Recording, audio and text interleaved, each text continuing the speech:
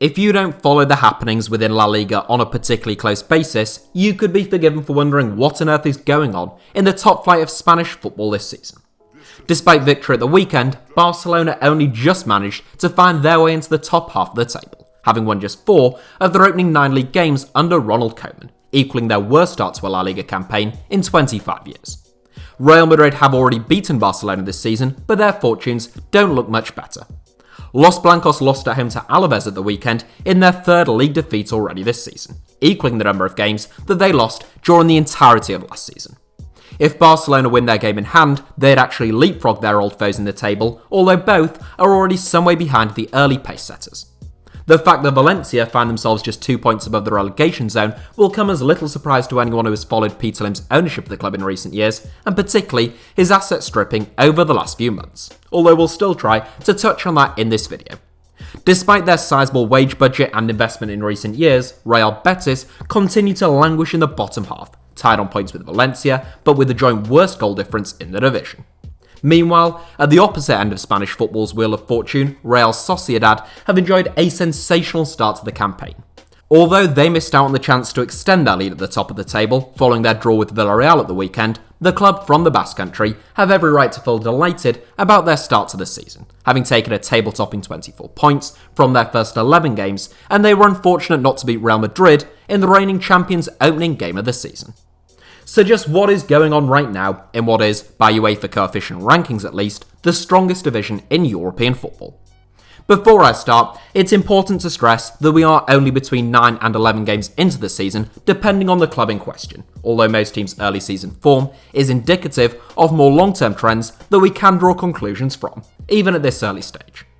It's also worth noting that I've made club-specific videos about Barcelona, twice, and Valencia, and that I may well make one about the success of Real Sociedad, particularly if it can be sustained, and or the issues at Real Madrid in the future. Since today's video isn't focused on any one club, but is more of a general overview, there is naturally less depth and detail than the club-specific videos. If you are someone who passionately follows La Liga, there is unlikely to be any great revelations in this video, which is intended to give more of a brief insight into the circumstances at a number of different clubs for casual or total non-followers of the league who may simply have looked at the early season league table or results and wondered what on earth was going on. We ought to start with the most notable feature of Spanish football right now, which is the end, temporarily at least, of Real Madrid and Barcelona's hegemony over the division. Barcelona have been particularly dominant domestically over the last 15 or so years, winning 10 out of the last 16 La Liga titles, and on the 6 occasions in which they missed out, Real Madrid won 5 of them. With that in mind, it's probably worth taking a quick look at some of the problems facing Barcelona. For a more in-depth look, I would recommend the video I made a few months ago entitled How Josep Bartomeu Ruined FC Barcelona. Since that video came out, Bartomeu has resigned as Barcelona president, around 6 years too late, and naturally, the problems of his regime not only persist now, but will plague the club for at least the next decade, if not beyond. In the space of a decade, Barcelona have gone from being perhaps the best football team ever assembled to a carcass of a football club which seems utterly rudderless from the top down. Subscribers to this channel will be well aware of the high regard that I hold Lionel Messi in, as the most gifted footballer of my lifetime and quite possibly of all time. But he is not a leader. He may lead by example in the sense that his dedication to the sport and relentless will to improve despite having been at the top for over a decade is remarkable, and his performances for Barcelona throughout that period have defied almost anything we've seen in the sport before, but he has rarely exhibited standout leadership qualities. No one in this current Barcelona team has. When their fortunes start to turn and games start to go against them, this current crop of Barca players start to hide, and that is dangerous. As we saw against Bayern Munich in the Champions League, this is a team who are capable of capitulating when their heads drop, and they have already suffered defeats to Getafe, Real Madrid and Atletico Madrid so far this season, along with being held to draws by Alaves and Sevilla. Following Barcelona's defeat to Real Madrid in the Clásico, new signing Sergino Dest, a teenager at the time who doesn't even speak Spanish, was sent out to handle press duties. Following the club's defeat to Atletico, the responsibility fell on the shoulders of then 17, now 18-year-old Pedri, an embarrassing dereliction of their duties and lack of leadership from Barca's senior players, which was further emphasised when Antoine Griezmann was the only Barca player to front up and defend Ansu Fati following racist comments in the newspaper outlet ABC. Barcelona sits 7th in La Liga right now, with some people speculating that they might miss out on Champions League qualification for the first time since 2003. Given that the club is already in a perilous financial situation, failure to finish inside of the top 4 this season would spell disaster. However, even though they are a complete basket case of a club right now, I would still be surprised if Barca didn't sneak into the top 4 by the end of the season, although I wouldn't be at all surprised if they did only finish 4th, which would again represent their worst league finish since that bitterly disappointing 2002-03 campaign. Over at Real Madrid, the problems may have been more subtle and less widely reported outside of Spain, but they have proven to be just as pronounced this season. In truth, Real have been on the decline for the last 3 seasons. Their issues have just been more evident during the early parts of this season. Following consecutive third-place finishes, Real were rightly lauded for winning the La Liga title last season. However, they only narrowly pipped a completely out-of-sorts Barcelona team to the title and were never totally convincing, either in Europe or in the league. This season, as mentioned, they have already lost as many games during their opening 10 league games as they did in all 38 last season. Now, there are a couple of things worth bearing in mind, such as the fact that Real currently have a dreadful injury crisis and seem to be suffering from fatigue, perhaps brought on by fixture congestion with their domestic and European commitments, a point which applies to all teams competing on multiple fronts during this truncated season. None of that can be used to justify some of Zinedine Zidane's side's performances though, such as their 2-1 defeat to Alaves at the weekend, in which former Newcastle United and Stoke City striker Joselu scored what proved to be the winner, in one of the most turgid Real Madrid performances in years. We have seen Real Madrid play well this season, most notably in the Clásico and away at Inter Milan in the Champions League, but they have failed to build upon those impressive performances. Consistency was a problem for Real in the league even when they were dominant in the Champions League, but they have swung like a pendulum from being brilliant to hopeless during the early parts of this season, and that doesn't bode well. A +4 goal difference after 10 games for Real Madrid is reminiscent of their miserable 2018-19 campaign, in which the club finished miles behind Atletico Madrid and Barcelona. Real are at the culmination of a long-term decline. Key men like Modric, Ramos and Benzema are all aged between 32 and 35, youngsters like Vinicius and Rodrigo aren't yet ready to carry the club's attack, and a handful of injuries has exposed the lack of depth at the Santiago Bernabeu.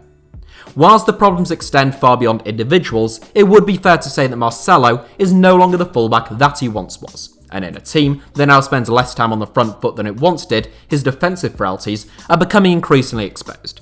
The decision to retain Marcelo and keep playing him whilst offloading Sergio Reguilon increasingly looks to be a questionable one. Outside of La Liga's traditional Big Two, you have Valencia languishing in 13th place with 12 points from their opening 11 games. That may seem like a poor start, but if anything, they've actually started this season better than I expected.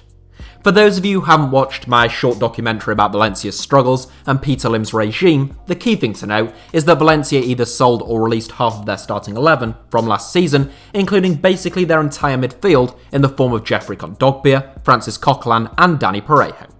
They also let their centre-forward depart to newly promoted Leeds United and sold their best player Ferran Torres to Manchester City. They're now a shell of a team who may be more likely to get relegated this season than they are to achieve European qualification. Conversely, Real Betis certainly haven't had assets stripped in recent years, losing key players on occasion but always reinvesting that cash and growing a substantial wage budget in an attempt to compete at the top end of the division.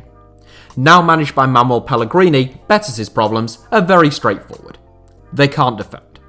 The club has invested heavily in forward players like Nabil Fekir, Diego Lainez and Borja Iglesias, whilst their back line has been patched together with chewing gum and toilet roll.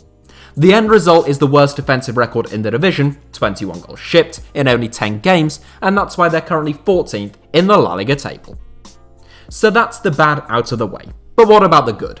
Well, the two teams leading the way at the top end of the division are Real Sociedad and Atletico Madrid. Sociedad are 1 point ahead of Atletico, but Atletico have 2 games in hand. Win those 2 games, and they will open up a considerable early season lead over their rivals, but we'll start with Sociedad nonetheless. One of the 2 big clubs in the Basque Country, whilst much is made of Athletic Bilbao's Basque-only recruitment policy, much less is made of Sociedad's very similar and only marginally more relaxed focus on youth development and local talent. Right now, in fact, a whopping 16 of Real Sociedad's first team squad came through the club's youth ranks, which is the most in La Liga, exceeding even their local rivals in Bilbao. In many respects, Sociedad are the archetypal well-run club. They invest heavily in youth, they have an ingrained style of play that is adhered to at all age levels through to the first team, and they turn significant profits via player sales. The club is even managed by a former youth team coach. Over the last 5 or 6 years, Sociedad have sold Antoine Griezmann for £24 million, which ended up working out at more than £48 million due to the Frenchman's sell-on fee, Inigo Martinez for €32 million, and Alvaro Odriozola for between €30 to €35 million, depending on add-ons, among many others. On the flip side, when Sociedad do sign someone, rather than just promoting them from the team's youth ranks, they tend to do their due diligence. Promising Swedish forward Alexander Isak joined the club from Borussia Dortmund for less than £6 million. Girona star Porto was signed for somewhere in the region of £9 million, and Spanish international Nacho Monreal was brought in last summer from Arsenal for a nominal fee of less than £250,000. Those are just a handful of examples from the last few transfer windows, but from Diego Llorente and Adnan Januzaj through to starman Willian Jose, who cost the club roughly £5 million, Sociedad's recruitment team rarely go too far wrong. Perhaps their best piece of business came in the summer just gone though, when the club managed to beat Lazio at the 11th hour to the signing of David Silva on a free transfer. At the age of 34, we saw last season at Man City that Silva still has plenty to offer a team, and so it has proved in the early parts of this season. The Man City legend has been pivotal to everything good about Sociedad so far this term, and whilst one suspects the title would be too great of an ask for the club this season, there has never been a better chance for them to break into the Champions League places, a competition they have only featured in once during the last 15 years. The team who are now the bookies' favourites to win the La Liga title, and with good reason too, are Atletico Madrid. And I think the resilience of Atletico and Diego Simeone perhaps still doesn't get the full credit that it deserves. Simeone has now been the Atletico boss for 9 years, during which time he has transformed the club from mid-table mediocrity into La Liga title winners and 2-time Champions League finalists. Despite the fine work Simeone has done, there have been doubts about the club's continued ability to rival Real and Barcelona over the last couple of years. Doubts that they have repeatedly proven wrong. In the summer of 2019, Atletico lost Diego Godin, Antoine Griezmann, Rodri, Lucas Hernandez, Gelson Martins, Juan Fran, and Felipe Luis. It was an enormous exodus, including arguably the club's 3 most important players, so a certain degree of scepticism was not undue. Add in the loss of Alvaro Morata and Thomas Partey, along with a couple of other more fringe players in 2020, and it's a much underplayed overhaul that Diego Simeone has overseen in the space of just 24 months. Of course, the club hasn't sat idly by as their star players have departed, they have reinvested that cash, but as we see so often in football, replacing your best players and either improving or even simply maintaining a certain level of performance is incredibly difficult. Simeone has done a magnificent job though, and that has been reflected in Atletico's start to the season. Atletico are unbeaten in their opening 9 league games with 7 wins and 2 draws to their name, and they are actually unbeaten in all competitions since they were trounced in the Champions League by eventual winners Bayern Munich in October. In fact, if you focus only on the league, Atletico are now unbeaten in 25 games, a run which stretches all the way back to the start of February. When one thinks that Real and Barca have lost 6 out of their 19 games between them at the start of this season, it's not hard to see why Atletico have rapidly gone from plucky underdogs to title frontrunners, untroubled by a lot of the infighting and off-field troubles that seem to be plaguing their long-term rivals. Pivotal to Atletico's resurgence this season has been João Felix, who, following a difficult debut campaign, has exploded into life this season. The Portuguese wonderkid, who was brought in as a replacement for Antoine Griezmann, has scored 7 goals and made 2 assists in his first 10 games this season, having only bagged 9 goals across the entirety of the previous campaign. Alongside him, Atletico obviously brought in Luis Suarez from Barcelona on a free transfer. While Suarez may no longer be the all-encompassing match-winning centre-forward who can cover every blade of grass and trouble a backline throughout the totality of a game, he already looked sharper at the Wanda Metropolitano, and he certainly hasn't lost his knack for finding the back of the net, with 5 goals in his first 5 La Liga starts for the club. England fullback Kieran Trippier continues to impress both defensively and creatively, Jan Oblak remains arguably the best goalkeeper on the planet, and Marcos Llorente just seems to be growing in confidence by the week.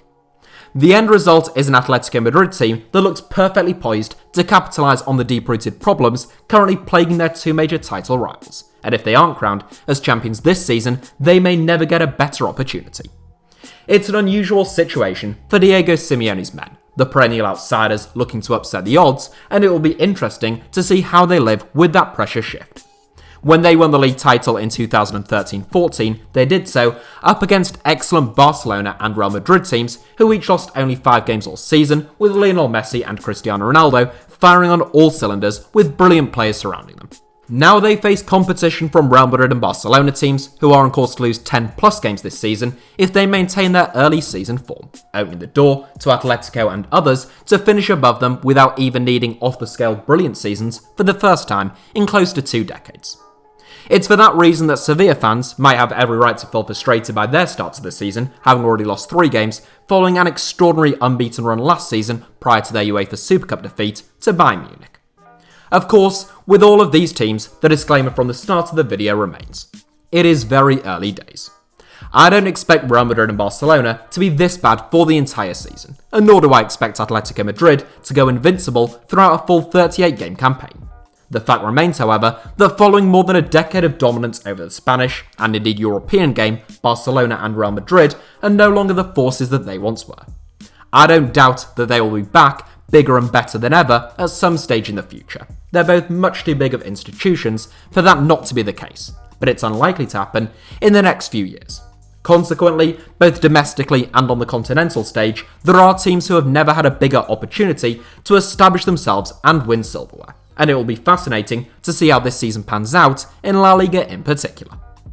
So that's it for today's video, which hopefully gave those of you who don't follow La Liga with any great attention some insight into why the league table and recent results look the way that they do.